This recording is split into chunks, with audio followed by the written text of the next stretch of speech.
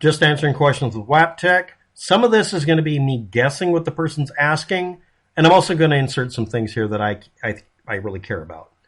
Now, some of the dates here are going to be completely wrong, but no one will provide accurate or precise dates, so I don't feel bad. But I'm not going to say it's within this century. I'm just going to tell you the date within the lifespan of a person sometimes. The year 50 AD, unambiguously, Roman London, which was called Londinium, London is short for Londinium, was considered the capital of the British section of Rome and called Roman Britain, which Roman Britain ended apparently by 410 AD at the latest.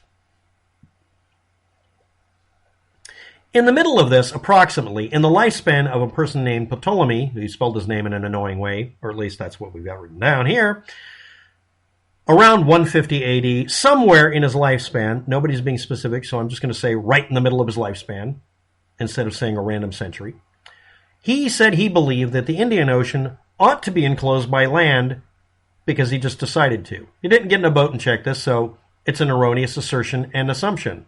He was wrong. He also decided that the lands of the Northern Hemisphere ought to be balanced out by a southern land on the exact opposite side of the Earth, an antipode, which of course doesn't have to be there. If you're not aware of it, the Earth is not completely symmetrical, but the Northern Hemisphere is slightly squeezed down a little bit, and the Southern Hemisphere bulges out, so the mass of the Earth really does balance out. In fact, that may be the reason it does. Also, the Earth is spin stabilized by the moon partially. Game of Thrones, winter's coming. Just saying. So anyway, but the southern land, which he claimed ought to be there, wasn't really there. No one had any indication of it. He just made this assertion. See also the maps of Ptolemy that are grossly inaccurate. Therefore, Ptolemy was an ignorant idiot in 150 AD. It might be 151, March 4th, 4 p.m. that he wrote this, but nobody wrote down anything precise, so we're just going to say 150 AD. God damn it. Now, let's move on. He decided to name it the Southern Land. Now, in Latin, which he wrote it out as, those words are swapped, so it's land south or land southern, so it became Terra Australis. That's where the name Australia came from. It was named for Terra Australis, because they decided to do that. Look at where it's located before you say, he was right. Just because you guess right when you don't know what you're guessing doesn't mean you weren't guessing. It does mean you were guessing. So anyway, this was a hypothetical continent at that time. It was added on maps, some from 1400 AD, over 1,000 years later, as a placeholder. It should also be pointed out that some people looked at this and then also saw old globes, specifically in some maps, that would have a coat of arms for the company, a brand naming in it, trademark, on a globe that looked like it was a continent because they made a really ugly, stupid shape for it. And when you saw a high-resolution image, it was obviously not a continent. People decided that must be a missing continent at one point. None of that was ever true. And again, Ptolemy was ignorant of whether North and South America exists, so he didn't know what he's talking about. And no, there weren't any mythologies and legends, and this is not... It's not real. But anyway, let's move on. But Terra Australis became a term. Lasted a long time. The Australian external territories within the Commonwealth of Australia, current name, etc., and or lists of continent-based or continental shelf nearby islands included many islands. But the inclusion list at one time or another may have said Norfolk, Cocos, and Christmas Island, geographically speaking.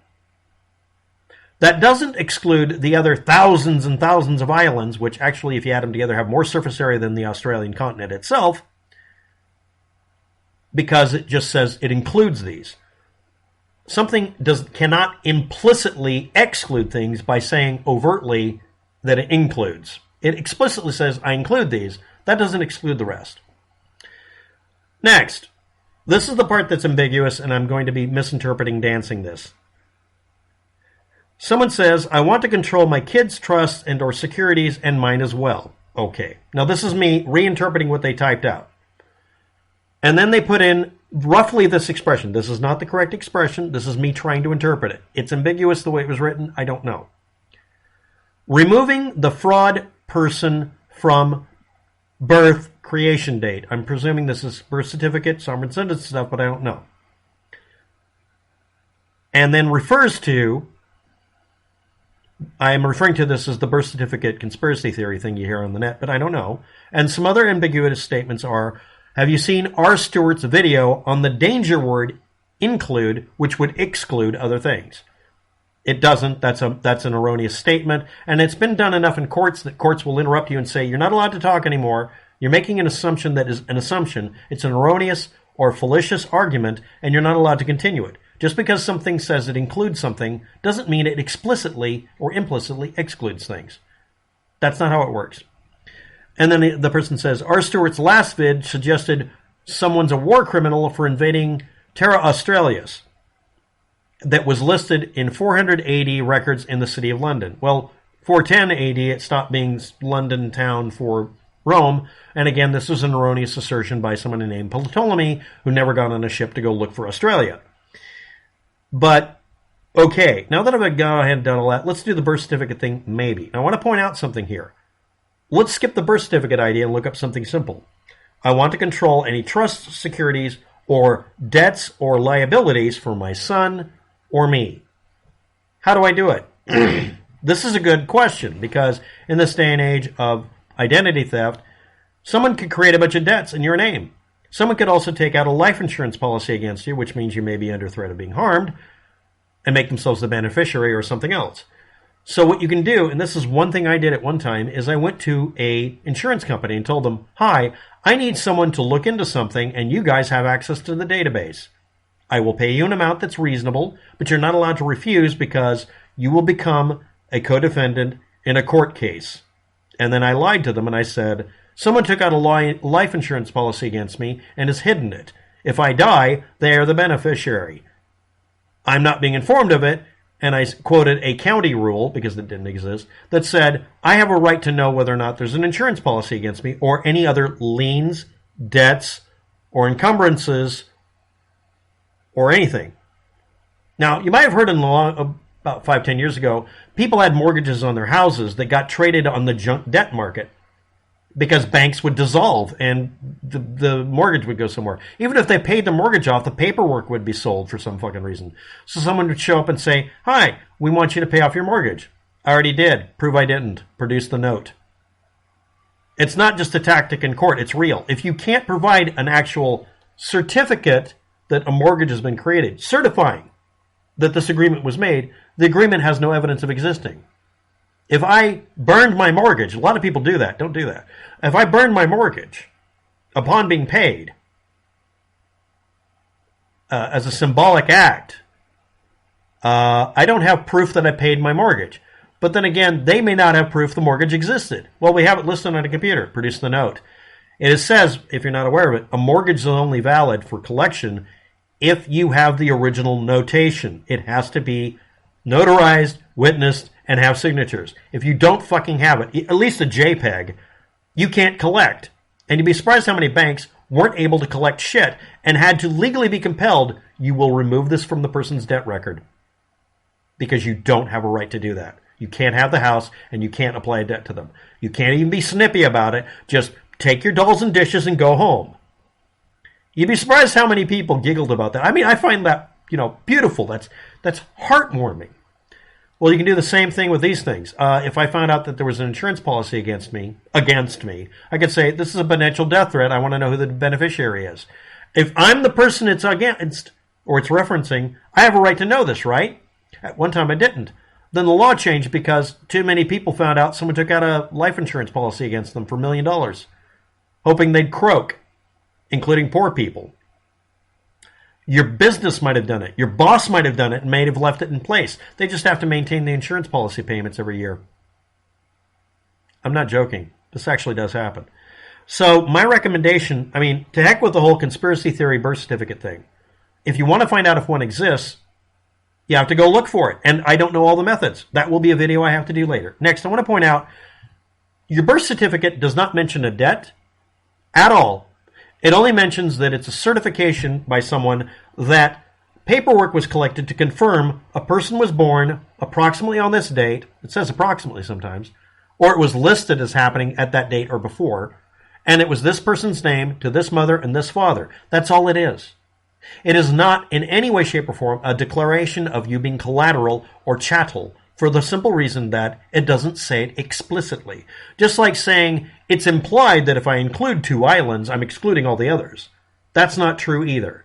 People who hinge their arguments on these fallacies are lying to you implicitly and explicitly, because this has been done to death in court and has been decided you can't use this against you. No one can use this against you. Unless it says this is a debt or this is a collateral statement, unless it uses actual wording like that, it's not acceptable. If you find somebody deciding to do something in fancy wording in Latin, tell them no, don't sign it, don't agree to it.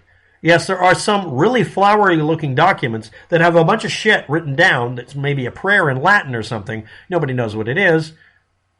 You know, all sorts of statements below it on some fancy-dancy thing, but that doesn't mean that it's admissible or real. And there aren't any birth certificates or any other paperwork like this that state factually any of this. And yes, you will find paper. The security paper has a blanket statement on it that it is a security paper good till such and such and such and such. It has nothing to do with your birth. It has nothing to do with you. It has to do with the paperwork being listed a certain way so it can be proven that it was done on security paper when it was printed out. And I want to point out lawyers that add extra crap, ipso factum, imptum, yada yada, lore ipsum shit onto documentation are creating these problems too.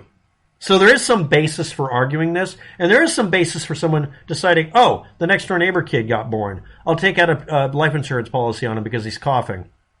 Yes, there was a case like that. And no, the guy couldn't collect, but originally would have been able to. So if you're curious about this, or furious about this, or paranoid, or appropriately paranoid, you have to go ahead and look this up. And it starts with doing the 3 companies, whatever they are, getting a free debt record on yourself, and then do a much more deeply done job. When I had to do my data collection to find out who took my identity and whatever happened, I went through my bank and said, you have to do this to the exclusion of all else. You have to tell me a flat rate charge. You can't change the charge later. I'm not signing up for anything recurring.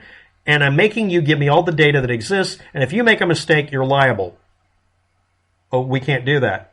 Thank you for saying so on video recording when you said you could do all of those things in the advertisement.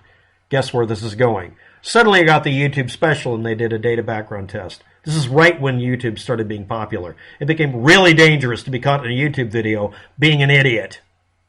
You bank. So anyway, what happened is they found out that someone stole my identity as best they could, but used a completely different name and just ran around my social security number.